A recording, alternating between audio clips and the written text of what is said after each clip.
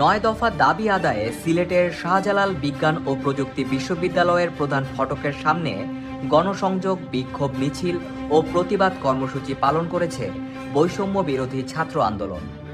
আমরা এই গণহত্যার তীব্র নিন্দা এবং প্রতিবাদ জানাচ্ছি এবং আমরা এটা পরিষ্কার করছি, আজকে আর এই আন্দোলন শুধুমাত্র কোটার আন্দোলনের মধ্যে সীমাবদ্ধ নাই।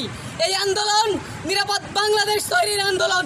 যতক্ষণ না পর্যন্ত প্রত্যেকটা শহীদ ভাইয়ের রক্তের হিসাব দিচ্ছে, যতক্ষণ না পর্যন্ত প্রত্যেকটা আহত মানুষের রক্তের হিসাব দেওয়া হচ্ছে, যতক্ষণ না পর্যন্ত আমাদের উপর যতগুলো মামলা দেওয়া হয়েছে তুলে নেওয়া হচ্ছে, যতক্ষণ না পর্যন্ত আমাদের যাদেরকে গুম করা হয়েছে, গ্রেপ্তার করা হয়েছে তাদেরকে ছেড়ে দেওয়া হচ্ছে, ততক্ষণ পর্যন্ত এই আমাদের আন্দোলন চলবে।